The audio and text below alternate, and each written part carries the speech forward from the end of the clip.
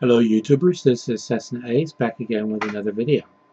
If you are one of the people who took part in the poll of the previous video, I wish to thank you because participation in that poll was much higher than, or greater than I thought it was going to be. The people who normally comment to my videos commented to that video, but I heard from a lot of people who don't normally comment to my videos. So if you're one of the people who commented to that video and took part in that poll, which you had to comment in the comment section to do, then I thank you. Now on to this video. I don't know that you could call the subject matter of this video near-death experiences. You could certainly call them "you survived that" experiences. I'll tell you the experiences and let you determine what they are for yourself. Flashback, the year 1958, the year I was born.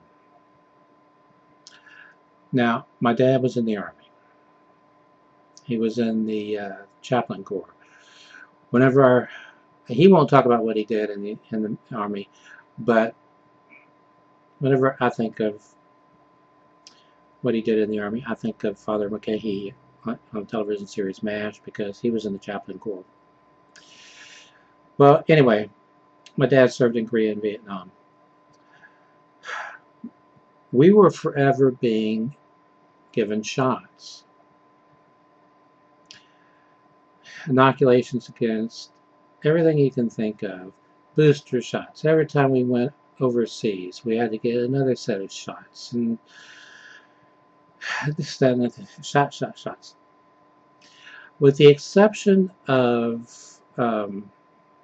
polio, everything I was inoculated against, I got. If I was exposed to it, I got it. And that is pretty much held true throughout the remainder of my life. If I'm exposed to it, I get it. Well, I got measles, the mumps, chicken pox, strep throat, scarlet fever. Now the thing about scarlet fever is your temperature goes so high that if it's not treated quickly enough, it could lead to seizures, which you'll have for the rest of your life, permanent brain damage, even death. And the threshold for that is about 105 degrees, and you have to really start worrying about that happening. Well, I knew I had scarlet fever as a baby, so years later I asked my mom about it, and she said, well, you don't have anything to worry about. We caught it really early.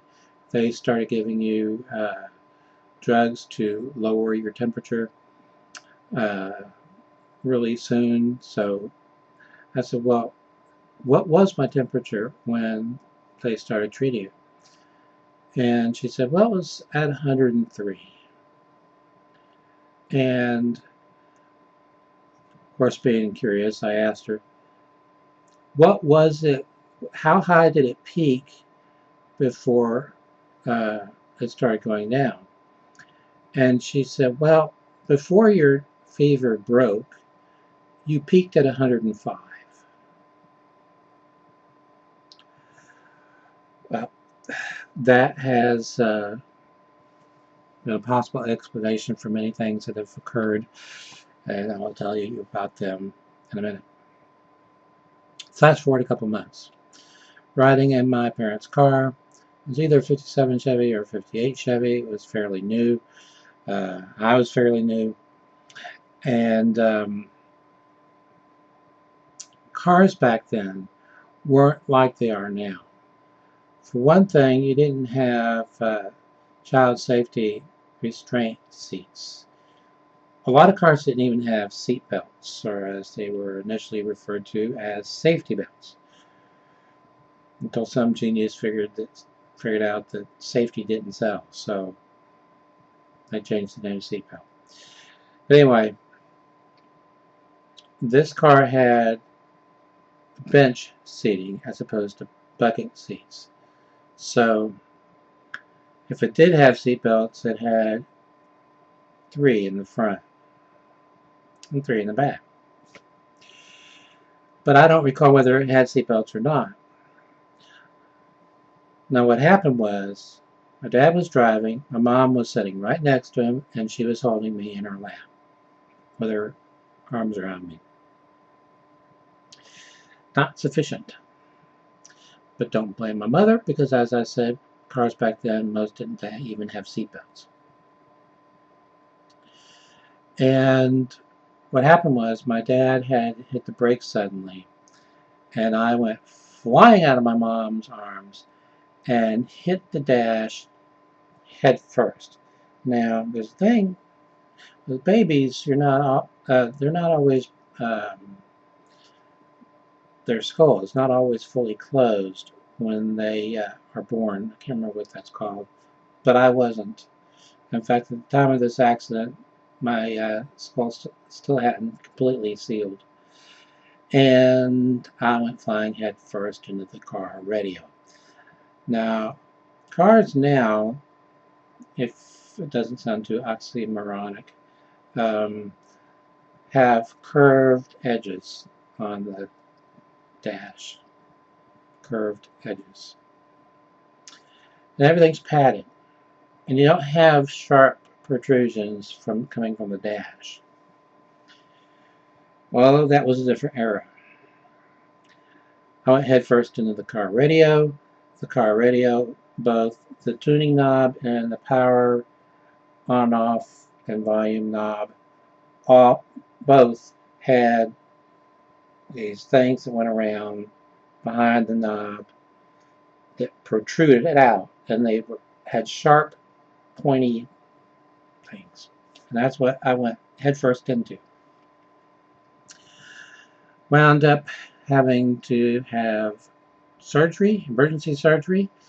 They put in stitches from about here all the way down. And I don't remember it, but my mom said I screamed bloody murder. Anyway, I always had thick, bushy hair growing up in high school and so forth. So covering it was easy because all I do is whoosh, it was covered. But as you can see, my hair has thinned out. So whenever I go to the supercuts, well, 9 times out of 10, the person cutting my hair, which 100% of the time is a woman, will say, you know, you've got this section going down your skull all the way down, and there's no hair there. So then I have to tell that story. Well, flash forward, I'm in university. Not only am I in university, I'm in the ROTC program. Now, the ROTC program at this particular university, not like it is in every school that has ROTC program, the first year after that you can opt out. Some schools that have an ROTC program, you can't. But even with this school, if you went in for a second year, you had signed papers and you were going to be going into the military after you graduated. Well, first day of ROTC, they had us out on the playground, and we were learning how to grade around the field. And our commanding officer said, since each of you will have to learn how to take command, we're going to have each of you put the squad through its paces as far as, you know, about face, forward march, you know, left, right, all that stuff. And I don't know what I did, but he came up to me, got in my face, and said, "You're squad leader." Okay. Yes, sir. Well, flash forward a few months, and he came to us and said, "Okay, on Friday, we're going to be running the obstacle course. And you're going to need to get a time of at least," and I don't remember what it was, but we had to meet at a certain time. Well, I woke up that morning, I felt like crud. I knew I had a fever. I could barely move, but I was squad leader. So I got dressed in my fatigues, and I went down there and reported for duty, and I went to my commanding officer, obviously. And so I just wanted to let you know that I woke up. I've got the fever. I think I've got the flu. He said, "Well, you can't get out of this. This is mandatory." And I said, "I know. I'm just letting you know." And he said, "Okay." And we ran the obstacle course. I more like walked the obstacle course as fast as I could. But I did everything. I even got over the wall. The wall. Didn't think I would. I did. And got to the end of the course. He stopped his stopwatch. I wasn't the last one, by the way, across the line. He said, "Your time isn't fast enough. You're going to have to run the obstacle course again." I said, "Yes, sir. When will I be doing that, sir?" Right away." "Yes, sir." I started to do it again. When I got to the wall, I didn't go over the wall. I didn't have to go over the wall. I plowed into the wall. More like a thump. And he called me over, and I said, "Sir," he said, "report to your barracks," or he didn't say barracks, "report to your dorm. You need rest." I said, "Sir, yes, sir," and I left. I got to my dorm. Dorm room was open, which it wasn't all that surprising because I had a roommate, but he wasn't there. The maintenance guy was floating around, and he said, "You may want to go to study hall or something, because our student union, because I'm going to be making a lot of noise. I'm not going to hear it. I have a high fever, and I'm going to be out of it." He said, "No, I am going to be ripping out the ducts from your ceiling, and I'm going to be putting new ones in, and it's going to make a lot of noise." And I said, "Well, why are you doing that?" And he said, "Your dorm has a problem with bats. Bats, bats, bats. So we're pulling out all of the ductwork. We're getting rid of the bats, and we're putting in new ductwork." Okay, 99. I laid down, and I slept through the whole thing. The only thing I have a memory of is dreaming nothing except a solid white field. I'll put it that way. Everything was just solid white. And periodically, I would have an auditory hallucination going like this. Bzz, bzz,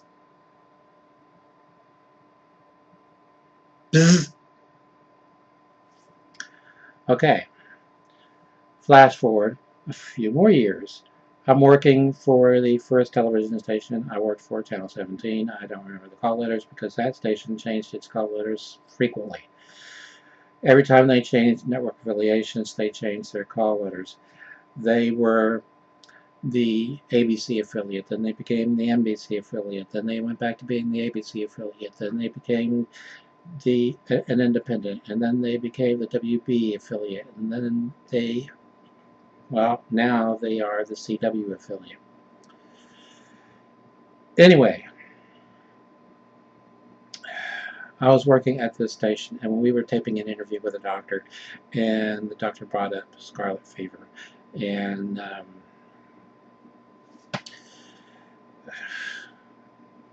so I talked to my mom again. She said, well, no, we caught it early. Well, I was working for the second television station I was working for. I worked at the first one 2 years, and the second one 5 years, and the last one 15 years before I had to retire for health reasons. I was working at the second television station, and I had to call in sick, and I was in bed, and I just slept, and all I dreamt was this white field, white everywhere, like outer space except no stars and everything white instead of black. Bzz. Bzz. Bzz. Flash forward to the third station I'm working for. I woke up feeling like crud, and I knew I had a high fever, and I could barely move. I called my boss, chief engineer, and told him the situation, and he said, "You can't call in sick today. We need you. We're short-handed." I said, "I don't know what the use I'll be to you, but we'll find something for you to do." So I went in there, worked master control, and the thing about master control is they did not want you leaving master control or the tech center area. You had to stay in that area. Tech center was right next to master control, and that is where you controlled all of the satellite dishes and microwave dishes from tech center. And when there wasn't a tape person on duty, it was master control operator's responsibility to handle tech center. And well, I have some interesting stories about that. But anyway, I went in and I worked. I didn't think I was going to make it. And I hit prime time, which was 5 hours after I got there. Got there at 3 and then hit prime time at 8. The thing about prime time is you only have commercial breaks every 20 minutes, 30 minutes, depends on the show. I checked the Twix, and first break wasn't going to be hitting for about 25 minutes. So I went and I laid down in the shop area, which was a no-no, but I just wasn't going to make it. And I couldn't lay out in the hall between the two, the shop and master control, because everyone who went by would have seen me there. But I lay just by the door, and from there I could hear not only the phones that were in the shop, but the phone that was in master control. I had the RTS, which is our communication system, turned up, and you have all talk, where you can talk to everybody, and you can talk to 1 or 2 people individually, or you had all listen. I had it on all listen. I had it cranked up a little bit so that I could hear the RTS. If anybody tried to call me on the RTS, I was going to hear it. If anybody was talking about me on the RTS, I was going to hear it. And I had the Fluke to worry about, which was the system NBC used to communicate with network affiliates as far as upcoming special reports, and that was a joke because frequently they would come up with, the following is an NBC News special report. Beep, beep, beep, beep. You go to the fluke. Stand by for possible special report. Thanks a lot. But anyway, I could hear the fluke from where I was, and also if they take control of one of your receivers, satellite dishes, they would fluke you. Stand by. We're taking control of receiver 3R. Beep, beep, beep, beep. And you might be using 3R to tape something or to feed something in the newsroom or whatever. But if they were taking 3R, they were taking 3R and you had no control over it. Okay. There's this one guy in our department, troublemaker. And he said he was my friend. But every time he went by me, lying there on the floor, it was, he's faking. The next day, I tried to call in sick again, and they said, no, you can't. We're short-handed. And I said, okay, I'm just going to lay here for a couple more hours, and then when it's time for my shift, I'll be there. And I don't know how it got back to an ex-girlfriend of mine, who by then was best friends with my wife. I also had an ex-girlfriend living across the hall from me in that apartment. We only lived in that apartment the first year we were married. That was the apartment I was already living in. And then we bought this house. But this ex-girlfriend, reading me the riot act for going in and having a high fever, barely able to move, and so forth. I needed to get to a doctor right away. Then I got a call from my wife from work. She had gotten a call from my ex-girlfriend. You're not planning on going to work today, are you? I have to. No. You go see the doctor. So between my wife and my ex-girlfriend, I went and saw my doctor. I still had a couple hours before my shift started. Dragged myself out of bed, got dressed. I don't know how I did it. I didn't have the energy to do anything. And got in the car and drove to my doctor's office, which was a 45-minute drive. And you know how they do. They call you back to the back area, and then they send in a nurse or a nurse's assistant, and they take your vitals, and they write everything down for the doctor, and then the doctor comes in and looks at everything and wants to know what your problem is. Nurse's assistant or nurse came in and took my blood pressure and my temperature and everything, and pulse, and she left. And then she came right back, and she started putting the blood pressure cuff on again. I said, you just did that. And she said, yeah, I know, but the doctor wants me to do it again. Okay. She did it. She left. She came right back again with the doctor right behind her. And she took my blood pressure for the third time with the doctor standing there staring at her, staring at what she was doing with an eagle eye.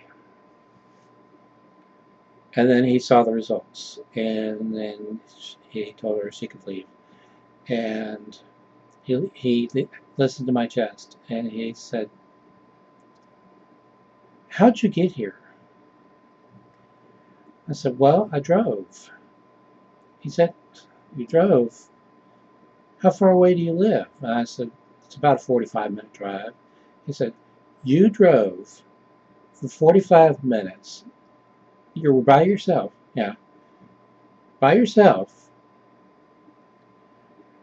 He said, do you realize you're running a high fever and your blood pressure is so low that you shouldn't even be conscious? And I said, well, what is it? He said, 50/30. He said, you're only getting out of here one of two ways. Either you call somebody and they come get you and they take you to the emergency room, or we call an ambulance and they take you to the emergency room. In any event, you're not driving, and we're going to have somebody waiting for you at the emergency room outside with a wheelchair. I said, well, what's wrong with me? He says, you have double walking pneumonia. And I said, well, how long am I going to be out of work? And he said, 30 days. And he said, you won't feel like working. But once all the medication starts kicking in and everything, after about 2 or 3 weeks, you might start feeling like you're up to working. Big mistake. Don't do it. He said, if you can't promise me that you are going to stay in bed the entire month, then I will have you hospitalized. Okay. I did not want to be hospitalized. So I called my wife. She got in trouble for leaving work, but she had no other choice. She left work. She picked me up, and well, the first thing I did was I called my boss and said, well, not only can I not come in today, my doctor will not let me come in for the next month. And he said, well, why is that? And I said, because he says I have double walking pneumonia. And if I try to work, it'll kill me. Which is, by the way, what killed Jim Henson, working with double walking pneumonia. Anyway, my wife came, she got me, got in the car, we got to the emergency room, and they were waiting outside. There was a wheelchair with an attendant, and beside the attendant, a nurse. And my wife gently escorted me across to where they were, and they said, are you Mr.? And they asked me that. I was not even halfway across the parking lot. I said, yes, I am. He said, this is your ride. And they ran me inside, checked me in real fast, and next thing I knew, I was in a room. Emergency room. The hot room, as a matter of fact. And when they told me I was in the hot room, I said, what's the hot room? I said, you see all this? This is resuscitation gear. If you go into cardiac arrest, anything like that, that's what that's for. That's why this is the hot room. You get the hot room. Okay. Well, after I returned to work, and nobody had any sympathy for me whatsoever. In fact, this one woman who generally tried to make my life a living hell, first thing out of her mouth was, about time you got back. You know how busy we've been? Now, shortly after that, another engineer came down with double walking pneumonia. He probably got it from me when I was forced to work that first day with the fever. How long was he out? A month, 30 days. And the same woman did what she always did when somebody else was in the hospital or out sick for a long period of time, except for me. A whip around. She had a get well card, and she had everybody sign it, and she took donations to get him a gift, which I donated to. I always did. I never got a gift. I never got a card. All I got was, about time he got back, wound up to the emergency room on 9/11 with chest pains. And, I mean, this was, I started having the chest pains around 5:20, 5:30. But I was trying to make my way through it. And then around 5:45 or so, I collapsed. I mean, I just, on the floor. And I was in extreme pain. They called the paramedics, and paramedics came out, and he said, you need to go to the hospital. And I said, I don't want to go to the hospital. You have to go to the hospital. If I go with you, my car will be stuck in the parking lot for who knows how long. I'll drive myself. No. Big mistake. Because, well, I had to sign all kinds of waivers saying I was refusing to be transported. I got there, and they said, you've got gallstones. That doesn't sound life-threatening. So, well, but the way yours are positioned are, because when they break loose, and they will break loose, they're not going down. They're going up. And when they go up, they're either going to cause an immediate heart attack or a brain aneurysm. You need surgery. Toot sweet. So they scheduled the surgery. I had the surgery. I recuperated from the surgery. Just didn't take long, I don't think. But as I remember, got back. This woman, first thing she said was, you don't plan your illnesses very well. I've never hit a woman, but she tempted me more times than I could count. But anyway, after the double walking pneumonia, whenever I would get a fever, and sometimes when I would not get a fever, when I get a fever, white field, bzz, but whenever I would have the bzz, the inner part that's inside my outer body would shift like this real fast, and it would always be in sync with bzz, bzz, bzz,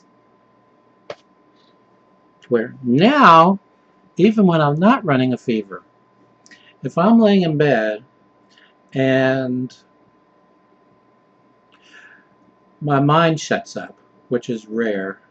My mind is constantly talking, which is why I have a problem with insomnia and have for 20 years. If my mind shuts up and it's totally quiet. So a situation like that I pointed out in one of my paranormal videos, or a paranormal video, I can't remember if I've done one or more than one. When my mind shut up, I was lying on my left ear, and I heard in my right ear, Mark, Mark, Mark, Mark, Mark, and then it started to dawn on me I was hearing my name, and I was the only one in the house. And I did this, and it's quiet. Anyway, whenever my mind shuts up, and I'm lying in bed, and I hit this zone where I'm awake and not asleep, but I'm starting to get a little zony.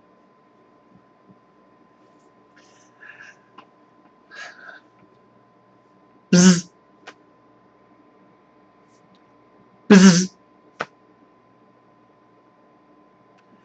It's the strangest feeling. Even when I don't have the bzz, I sometimes have the.